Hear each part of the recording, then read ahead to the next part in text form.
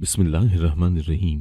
मैं बहुत ही गरीब था और गुर्बत से तंग आकर सोशल मीडिया प्लेटफॉर्म्स पर मैं लड़की बन गया और लड़की की आवाज़ निकाल कर वीडियो बनाने लगा। गंदे लोग मेरे पास आते और मुझे पैसे भेजते थे। हमारे हालात बेहतर होने लगे थे और आहिस्ता आहिस्ता मैंने लड़कियों वाला मेकअप सीखा और अब वीडियो कॉल्स करके और भी ज़्यादा पैसे आते थे।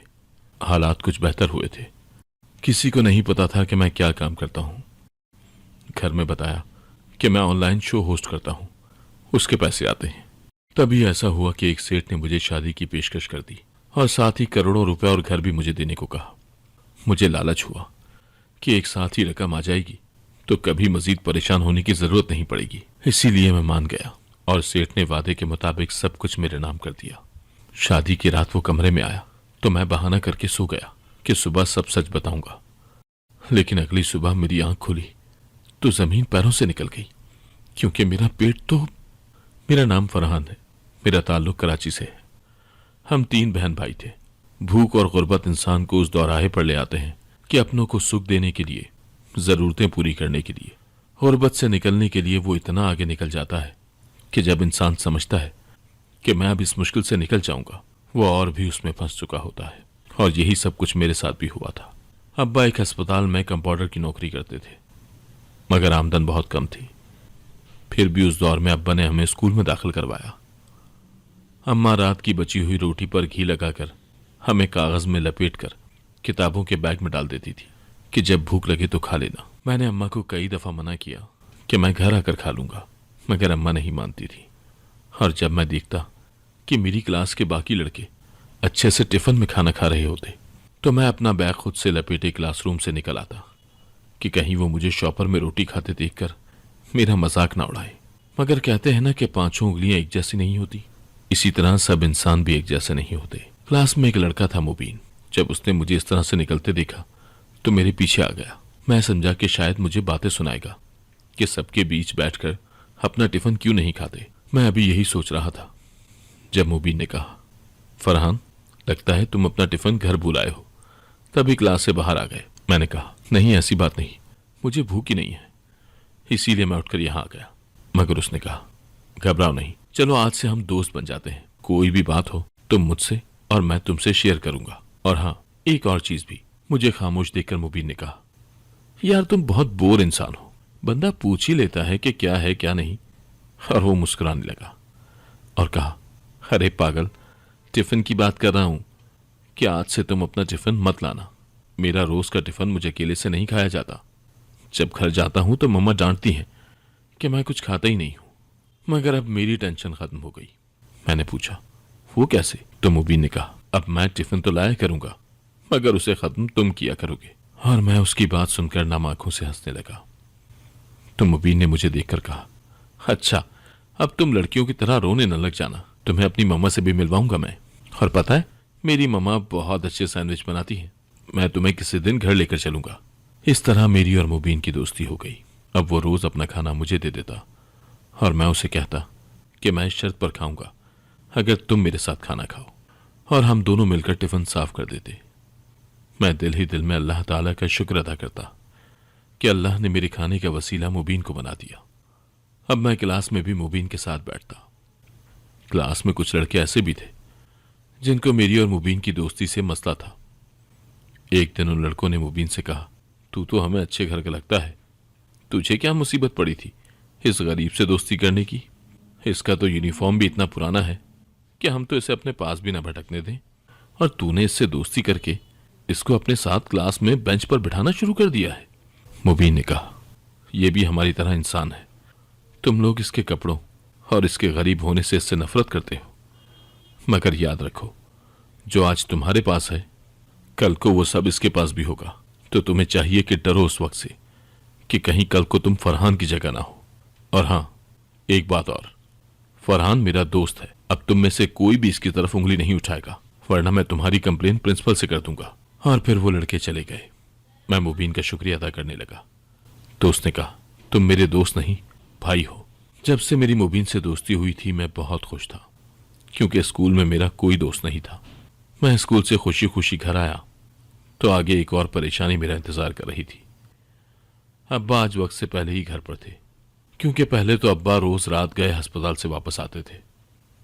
मैंने बैग चारपाई पर रखा और अब्बा के पास बैठ गया। उस वक्त मैं 8वीं जमात में था और अब्बा की कंपाउंडर की नौकरी से भी घर नहीं चल पा रहा था। अब्बा भी बहुत परेशान थे और दिन ब दिन अब्बा का रवैया सख्त होने लगा। अब्बा ने कहा, मैं अब तुम लोगों की स्कूल की फीस भी नहीं दे सकूंगा क्योंकि मुझे नौकरी से निकाल दिया है। अम्मा ने कहा, ऐसे कैसे निकाल दिया? कोई तो वजह होगी ना, बताएं क्या बात है। तो अब्बा ने कहा, वो एक प्राइवेट अस्पताल था और वो लोग जाली दवाइयां सप्लाई कर रहे थे। आज वहां पुलिस की रेड पड़ी और उन्होंने अस्पताल को सील कर दिया। अब्बा ने कहा, एक नौकरी थी, अब वो भी नहीं रही, कैसे गुजारा होगा? अब देखता हूं कि कोई और काम मिल सके। अब्बा भारी कदमों से उठकर कमरे में चले गए और अम्मा दुपट्टे से अपने आंसू साफ करने लगी। पैसा भी क्या चीज है ना, ये हो तो हर जरूरत पूरी हो सकती है, पैसा ना हो तो लगता है कि जीने का मकसद ही खत्म हो गया है। मुझे अब अपना स्कूल छूटता नजर आने लगा था, मगर मुझे अब स्कूल छूटने से ज्यादा परेशानी ये थी कि ये घर कैसे चलेगा। जिन हालात में मैंने आंख खोली थी, मैं अपनी उम्र से ज्यादा सोचने लगा था और अब मुझे काम करना था, अपने घर वालों के लिए कुछ करना था। अब्बा टेंशन की वजह से बिस्तर से जा लगे और एक दिन इसी परेशानी में दुनिया से चले गए। मैंने सोचा भी ना था कि अब्बा हमें छोड़कर चले जाएंगे। मैं रो रहा था कि मेरे बाप को गुर्बत खा गई। अब्बा के यूं अचानक दुनिया से चले जाने से हम बिखर कर रह गए थे। कुछ समझ नहीं आ रहा था कि अब हम क्या करेंगे। अब्बा के होते हुए खाना एक टाइम ही सही पकता तो था। अम्मा इन हालात में भी सब्र से घर संभाल रही थी और मैंने अम्मा को कभी शिकवा करते नहीं देखा था। मगर अब अब्बा के जाने के बाद मुझे ही कुछ करना था। मैं बहन भाइयों में सबसे बड़ा था। जब से होश संभाला था, घर में गुर्बत ही देखी थी। बहन भाई को भूख से रोते देखा था और मेरा बाप, वो इस गुर्बत से जीत न सका और गुर्बत से लड़ते लड़ते दुनिया से ही चला गया। बाप की अहमियत उनके जाने के बाद ही पता चलती है। अब्बा थे तो परवाह नहीं थी कि आटा कहां से आएगा, सब्जी, घी और घर की बाकी जरूरतें कैसे पूरी होती थी, ये अब्बा ही जानते थे। अब्बा के जाने के बाद मैंने स्कूल जाना छोड़ दिया और गली गली काम ढूंढने पर निकल पड़ा, मगर कोई काम न मिलता। अम्मा ने अपनी किफायत शुआरी से जो कुछ बचाया था वो भी खर्च हो चुका था। अब घर में फाके थे, मुझसे अपनों की हालत देखी न जाती। मैं सुबह होते ही घर से निकल पड़ता। एक दिन किस्मत को मुझ पर रहम आ गया और मुझे गाड़ियों की वर्कशॉप पर काम मिल गया। मैं रोज सुबह 5 बजे वर्कशॉप पर आ जाता, क्योंकि वर्कशॉप के मालिक ने कहा कि मेरे आने से 2 घंटे पहले तुम लोग वर्कशॉप पर मौजूद हो। मेरे साथ एक और लड़का था जो वर्कशॉप पर काम करता था। वो भी मेरी तरह गरीब घर से था। उसने कहा, जो मजदूरी मिलती है उससे एक वक्त का खाना बनता है या बीमार बहन के लिए दवा ले जाता हूं और बस। मैंने कहा, हम मालिक से बात करते हैं कि जब इतना काम लेता है तो तनख्वाह भी बढ़ाए। तो उस लड़के ने कहा, मैंने बहुत दफा बात करना चाहिए, मगर मालिक आगे से कोई ना कोई बहाना कर देता है और हम तो नौकर हैं, हमारी क्या मजाल जो मालिक से बहस कर सके। तब मैंने कहा, तुम परेशान ना हो, मैं करूंगा बात। और सुबह जब वर्कशॉप का मालिक आया तो मैंने शाम को उससे बात की कि हम गरीब लोग हैं, इस महंगाई में इतने से पैसों में गुजारा नहीं होता, आप हमारी तनख्वाह बढ़ा दें। तो मालिक ने कहा, मैंने कोई खैराती इदारा नहीं खोल रखा जो तुम लोगों की आए दिन फरमाइश पूरी करता रहूं। तुम कल आए हो और मुझे बताओगे कि मुझे क्या करना चाहिए और क्या नहीं। मालिक ने कहा, तुमसे पहले जो लड़का काम करता है उसको मैं जो पैसे देता हूं वो उस पर चुपचाप काम करता है। तो मैंने कहा, वो इसलिए चुप है कि शायद आपको इस बात का एहसास हो जाए कि हम भी इंसान हैं। आप हमसे 18-18 घंटे काम करवाते हैं और नाम दिहाड़ी का रखा है। तो वर्कशॉप के मालिक ने कहा, तुम्हें कोई काम नहीं देता था, मैंने तरस खाकर काम दिया और तुम मुझसे बहस करते हो। जाओ, जो तुम्हें अच्छे पैसे दे उसके साथ लग जाओ काम पर। और मैं खामोशी से वहीं वर्कशॉप पर काम करने लगा, क्योंकि मालिक ने सही कहा था कि मुझे कोई काम नहीं मिलना और वर्कशॉप से इतना भी टाइम नहीं निकलता था कि मैं यहां से जाकर कोई और काम ढूंढ सकूं। मुझे वर्कशॉप पर काम करते हुए 5 साल हो गए थे। वर्कशॉप के मालिक ने दुकान किसी और को बेच दी और वो आदमी उससे कुछ ज्यादा पैसे देने लगा, जिससे अब हम खाना खाकर सोते थे। मगर कोई और जरूरत पूरी नहीं हो सकती थी। मैं अब 22 साल का हो गया था, मगर अपनी उम्र से ज्यादा बड़ा लगता था। एक दिन वर्कशॉप पर एक लड़का गाड़ी रिपेयरिंग करवाने आया, तो मैं दूसरी तरफ किसी सोच में गुम था। जब उसने पास आकर कहा, कैसे हो दोस्त, मैंने चौंक कर उसकी तरफ देखा। मैंने कुछ ना समझते हुए उससे कहा, क्या है भाई, गाड़ी का कोई मसला है? तो उसने कहा, पहले ये बताओ कि तुम यहां कब से हो। मैंने उसकी बात का जवाब नहीं दिया और उसकी गाड़ी चेक करने लगा। तो उस लड़के ने कहा, इतने साल गुजर गए, जवान हो गए, मगर हो अभी भी उतने ही बोर इंसान जितने स्कूल में थे। मैंने हैरान होकर पूछा, माफ कीजिएगा, मैंने आपको नहीं पहचाना। तो उसने कहा, अच्छा है, क्या खूब दोस्ती निभाई, आज अपने इकलौते दोस्त को नहीं पहचाना। तो मैं हैरान रह गया, वो तो मुबीन था। मैं खुशी से उसके गले लगा और उससे पूछा कि तुमने मुझे कैसे पहचाना। तो उसने कहा, मैं तुम्हें ढूंढता हुआ तुम्हारे घर पहुंच गया था और वहां से पता चला कि तुम वर्कशॉप पर काम करते हो।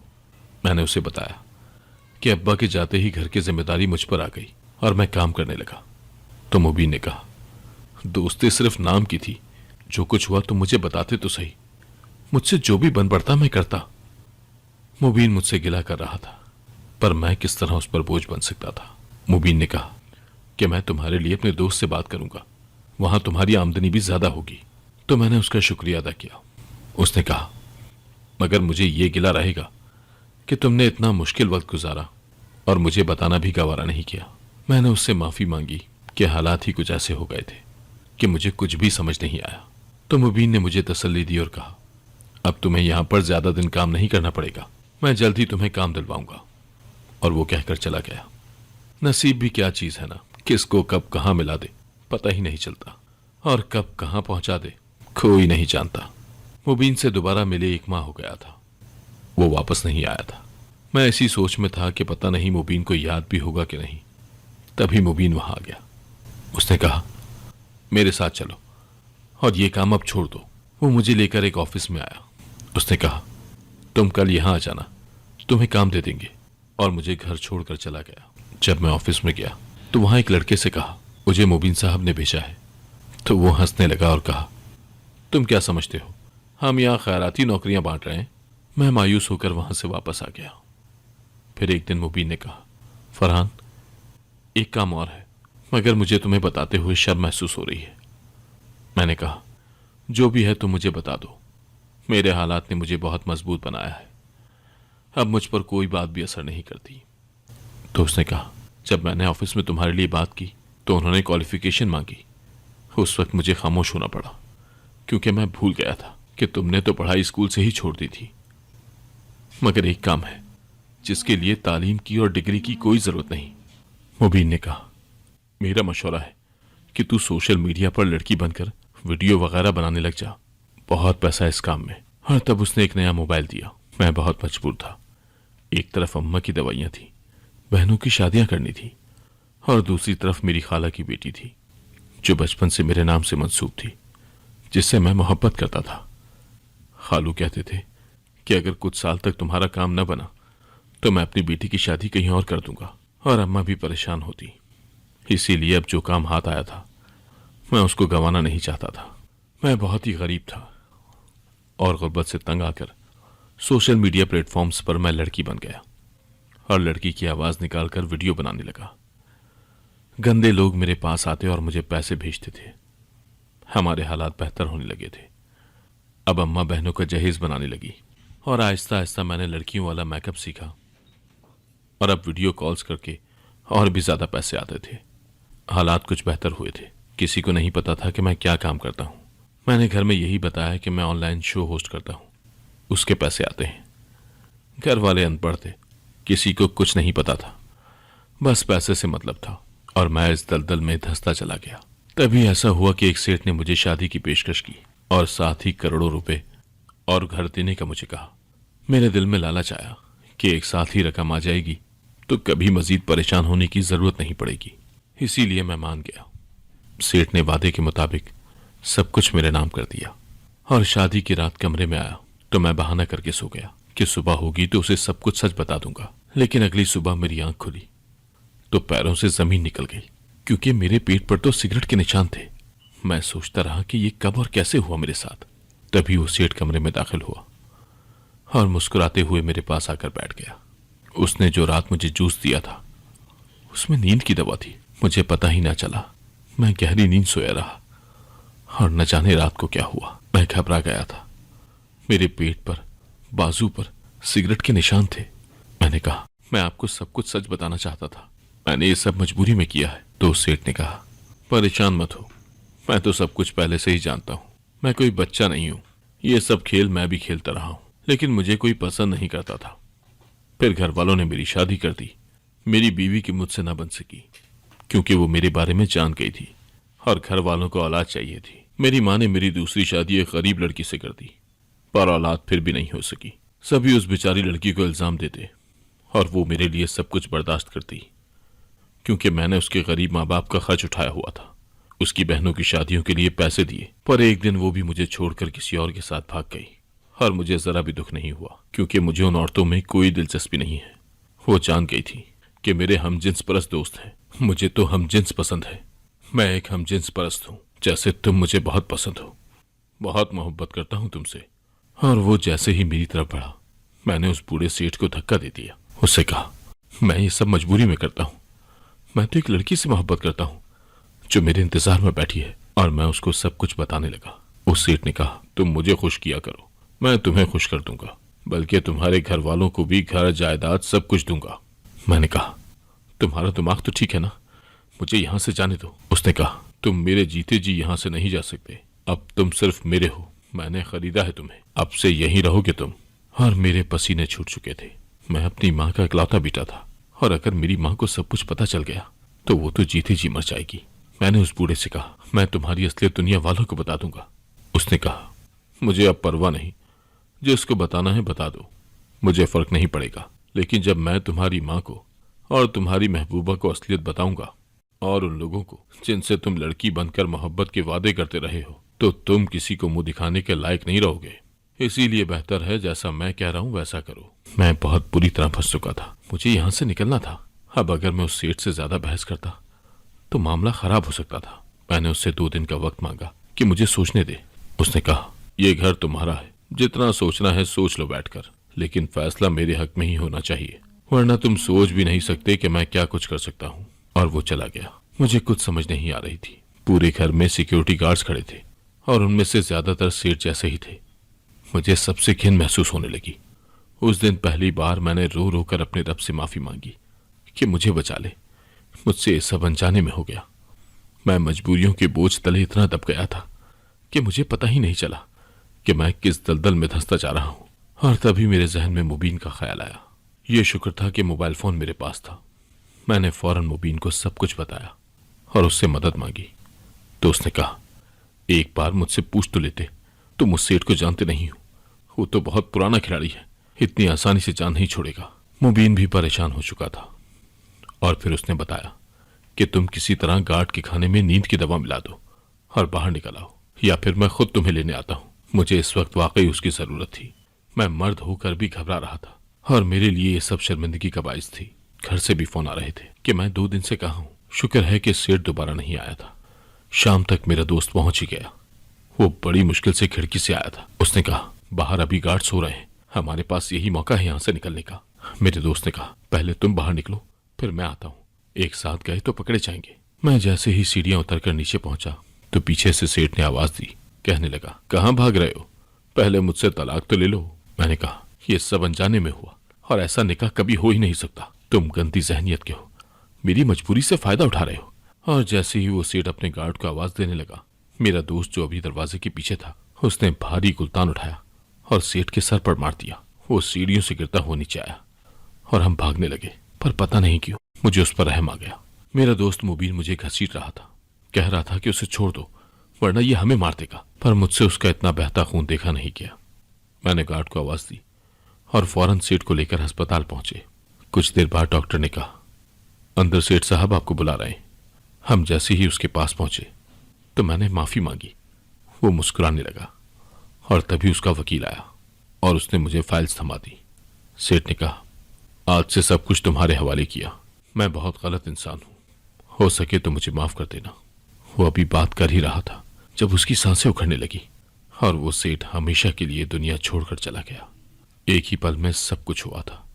मेरे दोस्त ने कहा, परेशान मत हो, हमारा कौन सा इरादा था उसे मारने का, वैसे भी बूढ़ा मरने वाला था। ये शुक्र है कि जाते जाते वो सब कुछ तुम्हारे नाम कर गया, तुम्हारे सब मसाइल हल हो गए। लेकिन अपनी आंखों के सामने किसी को मरता हुआ देखना आसान नहीं होता, और ये मुबीन का ही एहसान था जो मैं सही सलामत अपने घर पहुंच चुका था। मुबीन कुछ माह बाद अपने बाप के पास जर्मनी चला गया। ज्यादा के पीछे भागने से बेहतर है इंसान इज्जत की कमा कर एक वक्त की रोटी खा ले, लेकिन कभी किसी गलत रास्ते का इंतखाब मत करें जैसे मैंने किया था। और जरूरी नहीं कि हर बार आप बच भी जाएं।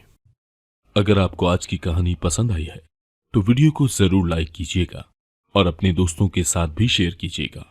और हाँ, अगर आपने अभी तक हमारा चैनल सब्सक्राइब नहीं किया तो जरूर सब्सक्राइब करें। मिलते हैं कल एक नई और दिलचस्प कहानी के साथ। अल्लाह हाफिज।